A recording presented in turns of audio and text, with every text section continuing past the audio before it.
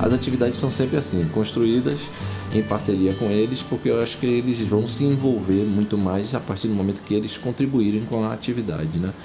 E não se eu impor uma atividade, fica mais difícil, a gente já percebeu isso. Quando eu trago uma atividade pronta, eles não se interessam tanto e fogem um pouco. Quando eles participam da construção, aí eles se empenham mais na participação, então fica mais fácil. E isso a gente retoma nas aulas, na sala ou ali no próprio círculo. Depois a gente senta e conversa sobre essas regras, o que é que aconteceu, quem burlou a regra, por que burlou a regra, ou se a gente vai colocar essa regra como uma regra para todo mundo. Então a gente discute muito essas coisas também logo após a atividade. Tivemos a oportunidade de entrevistar os familiares, de entrevistar os professores dessa sala regular, porque nosso trabalho é dirigido por estudo de caso. Então, assim, tínhamos informações, né, mais amplas do que os professores e pudemos contribuir nesse sentido, né, de pensar esse aluno. O que é que a gente pode fazer para que esse aluno seja acolhido em suas necessidades nas aulas de educação física. O vento é que vai segurar ele aqui. O revezamento com o jornal, que você coloca o jornal no corpo e o atrito do ar com o corpo, né, no movimento é que segura o jornal. A atividade, o objetivo é mais de integração entre eles, para que eles se ajudem, não rasgue o jornal, né, respeite as regras e trabalhe essa parte da coordenação motora, né, da velocidade, que eles possam ter a mudança de direção que eles precisam, né, o freio inibitório. Então ele vai lá, muda de direção, volta e freia para entregar o jornal. Tem início, mas não tem fim. Exatamente assim, a tal equipe ganhou. Não, a gente nunca trabalha isso.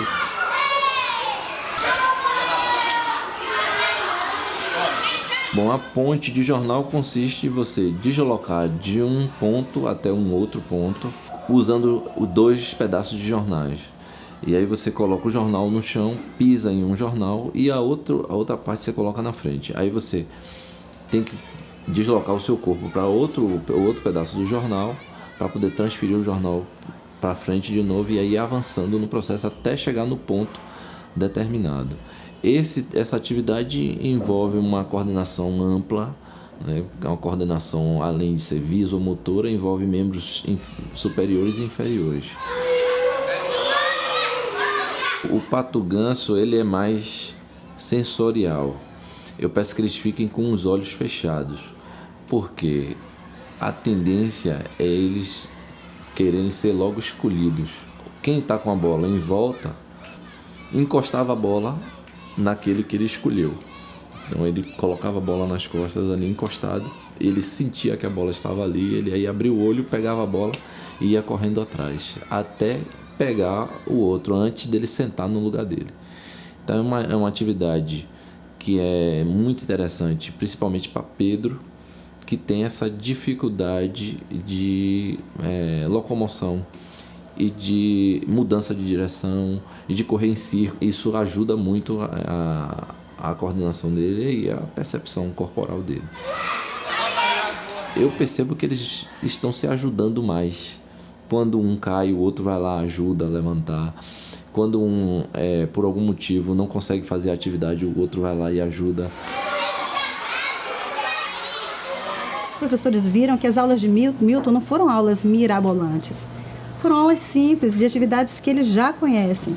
E foram necessários pequenos ajustes para fazer incluir os alunos com deficiência, para atrair aqueles que tinham dificuldade de manter o foco, em seguir as regras, aqueles que têm dificuldade motora. Então, eles viram que eles não precisavam reinventar a roda para pensar uma aula inclusiva.